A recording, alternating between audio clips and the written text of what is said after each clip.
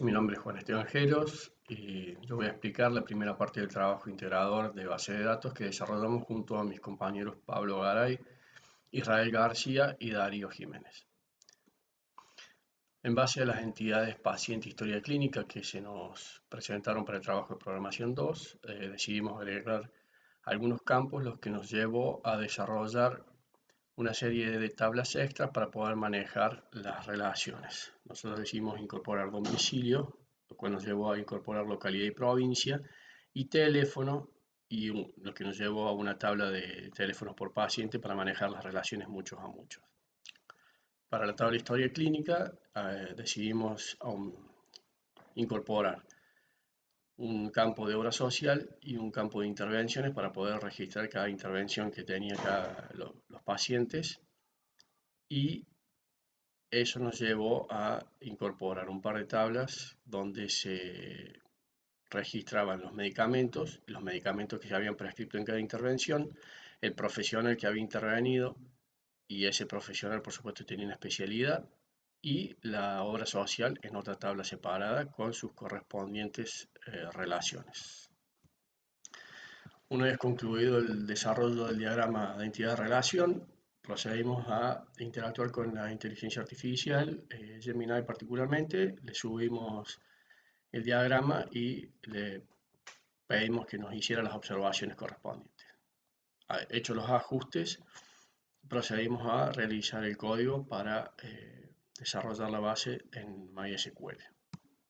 Este primer script que vamos a ejecutar contiene todas las instrucciones para la generación de la base de datos con sus correspondientes tablas, restricciones y validaciones. Acá, como ven, ya se generó la base de datos que se denomina paciente historia clínica con las 13 tablas que nosotros determinamos y sus correspondientes restricciones y validaciones. Posteriormente desarrollamos otros scripts para poder completar la base tal cual lo pide el trabajo práctico. En primera instancia completamos las tablas que son auxiliares, digamos, provincia, especialidad, obra social, medicamentos, localidades, y después generamos un par de tablas auxiliares para poder completar la tabla paciente historia clínica y domicilios.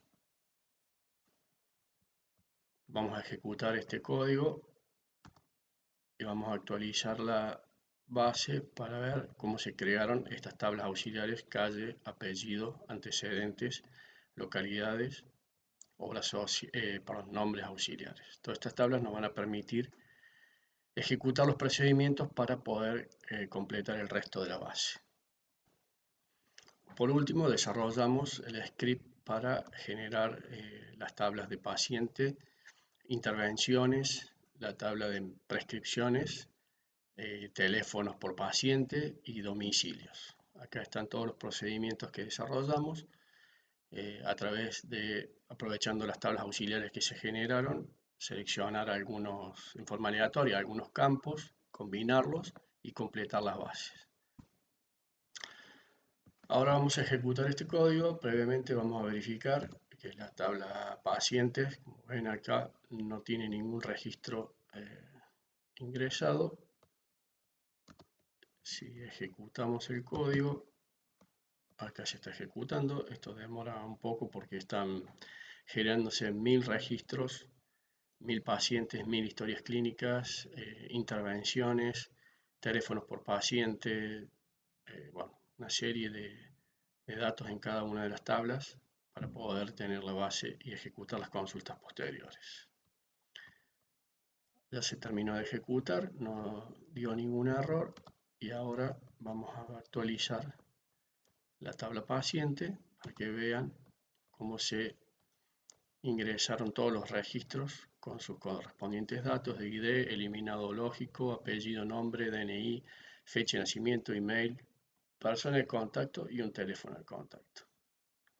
Allí cada una de las tablas, por ejemplo la de profesionales, tiene sus profesionales con su vinculación a la especialidad.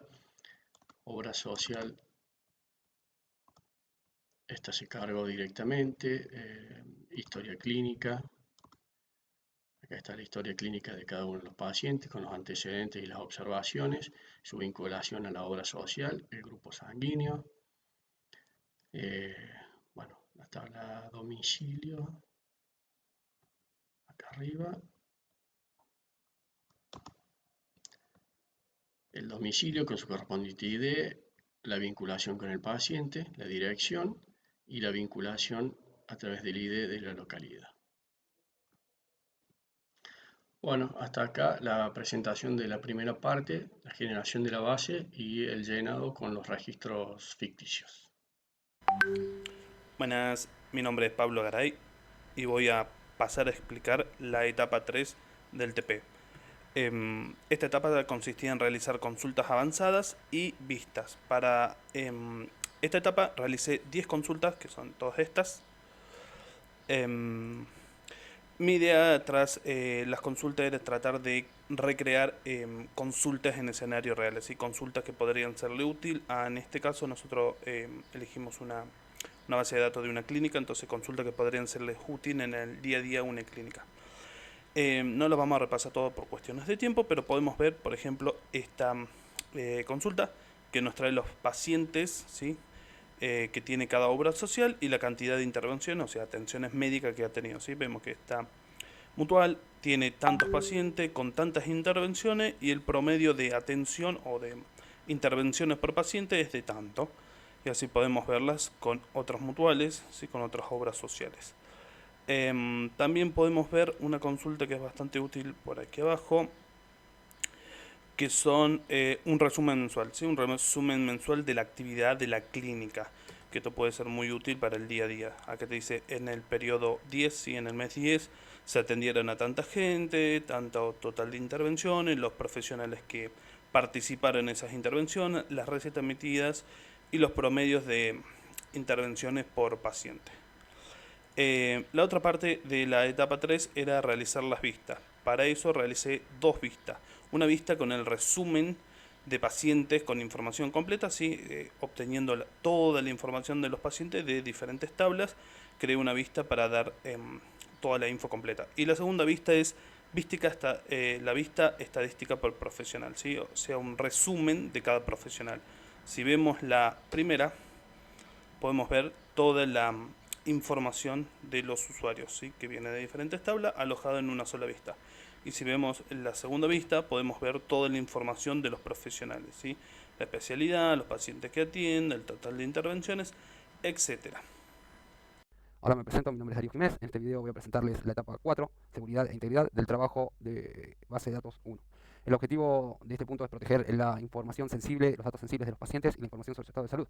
Vamos a crear usuarios aplicando mínimos de privilegios, demostrando integridad y también resistencia a inyecciones, en este caso en MySQL 8.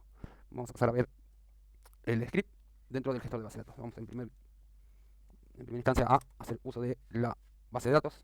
Vamos a hacer una limpieza, por las dudas, de tablas de vistas que estén ya creadas. Lo que vamos a hacer es poner información mínima y no sensible del paciente. Vamos a ocultar campos como DNI, email, teléfono, fecha de nacimiento en crudo, el número de historia, el grupo sanguíneo, antecedentes, observaciones, domicilios, etc. Vamos a crear la primera tabla de vista, donde vamos a obtener el ID del paciente, los datos concatenados en el nombre y el apellido, la edad, haciendo uso de la fecha de nacimiento a la función para sacar la fecha actual, el nombre de la obra social, la cantidad de intervenciones y la última intervención. Bien. Vamos a correrlo. Vamos a ver que se fueron creando lo que son las vistas. De esta manera, vista pacientes público. Bien, acá la tenemos. Vamos a continuar. Vamos a crear la vista de intervenciones, que esto va a ser público. Vamos a poner ocultando los campos de detalle y cualquier dato de información sensible del paciente. Bien, hacemos lo mismo. Creamos o reemplazamos cualquier vista que esté creada o no. Vamos a obtener el ID de la intervención, el ID del paciente, la fecha, el profesional, la especialidad, la cantidad de medicamentos. Vamos a ejecutarlo. Vamos a ver cómo la vista de intervenciones público está creada con los datos mencionados. Vamos a continuar por la vista para sacar estadísticas del profesional, estadísticas que van a estar agregadas sin exponer a ningún paciente ni ningún tipo de dato que de manera individual. Vamos a sacar métricas. Vamos a crear lo que es la tabla de vistas de estadística del profesional. De esta manera vemos cómo se creó. Acá la tenemos. Bien, ahí profesional, especialidad, paciente atendido, todas las intervenciones, recetas emitidas, primera atención, última atención. Bien, podemos, acá voy a dejar adjunto ejemplos para poder obtener datos de estas vistas. Ahora vamos a crear usuarios, un usuario, en este caso un usuario de reportes, para que pueda trabajar solo con estas tablas.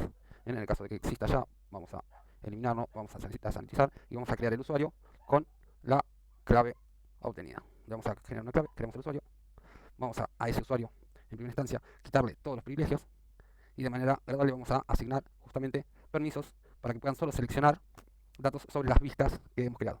Así que vamos a otorgar los permisos y los privilegios. Va a quedar a continuación para hacer pruebas. Vamos a mostrarlo. Logueado con el usuario que hemos generado recientemente para corroborar de que no podemos acceder a tablas que no están autorizadas. Solo vamos a ver que podemos acceder a las tablas de vistas que fueron creadas con los permisos otorgados. Bien. A continuación vamos a hacer pruebas de integridad. Lo que vamos a hacer es tomar el campo de DNI como único para evitar lo que es el duplicado. Vamos a tomar un número random y lo vamos a guardar en una variable para hacer la primera inserción. Vemos que se inserta de manera correcta y la segunda inserción va a tratar de hacerla, pero al encontrar la duplicidad nos va a tirar el error. De la misma manera vamos a hacer una prueba de claves foráneas de domicilios, ¿bien? Donde no encontremos el domicilio por no tener una clave foránea y nos va a arrojar un error al no encontrarla. Lo mismo vamos a ejecutar las pruebas sobre la especialidad, el check inválido, los triggers, las verificaciones, bien, la falla de los triggers. Y por último vamos a entrar en lo que son las consultas seguras. Son procedimientos que van a estar almacenados con parámetros tipados. Esto va a evitar inyecciones para que cuando vayamos a usar de parámetro, por ejemplo, el ID de un paciente o una fecha, no puedan colocar un string, sino que vayan a tener que usar lo que en este caso nosotros vayamos a indicarle que usen como método. Bien, lo vamos a ejecutar y como prueba vamos a hacer el llamado. Bien, para que nos arroje en este caso lo que vamos llamando. Acá las pruebas de inyección, vamos a descomentarla. La idea acá es que solo puede hacerse uso de un valor numérico y en este caso tenemos una cadena, por ejemplo, de string, con lo cual nos va a dar truncado el dato. Bien, acá también vamos a dejar comentado para que puedan usar algunos filtros en las consultas seguras. Bien, eso es todo. Agradezco su atención. Adiós. Buenos días, mi nombre es Israel García y voy a presentar la etapa 5 del trabajo integrador de base de datos, donde aplicamos concurrencia de transacciones en MySQL sobre la base de paciente e historia clínica. Bueno, lo primero que hicimos fue desarrollar la simulación de bloqueos y deadlocks, donde lo que hacemos es en una sesión iniciamos una transacción y actualizamos un paciente, dejando esta fila bloqueada. Y en la segunda sesión intentamos modificar el mismo registro y MySQL queda esperando para luego mostrar el error de bloqueo o deadlock. Esto nos demuestra que las transacciones simultáneas pueden bloquearse entre sí. Bien, lo siguiente que hicimos fue desarrollar un procedimiento para manejo de deadlocks y retry. Básicamente este procedimiento lo que hace es intenta realizar la actualización y si detecta un deadlock reintenta hasta 2 veces con una pequeña espera. Para el caso de repeat table read, lo que hicimos fue cambiar el nivel a repeat table read, donde leemos el mismo registro y dejamos la sesión abierta. Bien, vemos que se ejecutó bien, vemos que nos aparece Juan bloqueado como registro. Y lo siguiente que hicimos fue en la sesión 2 modificamos el mismo registro y confirmamos. Bien, ahí se selecciona bien. Lo que podemos ver es que seguimos viendo el valor anterior, no el nuevo, solo después de hacer el commit o iniciar una nueva transacción lo podemos ver. Vamos a comprobarlo. Hacemos un commit y seleccionamos. Ahí recién comprobamos que recién lo podemos ver después de realizar un commit.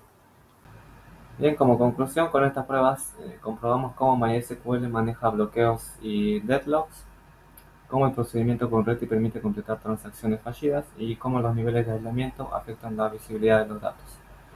Gracias a esta práctica entendimos la importancia del manejo de concurrencia para mantener la consistencia en una base multiusuario. Muchas gracias.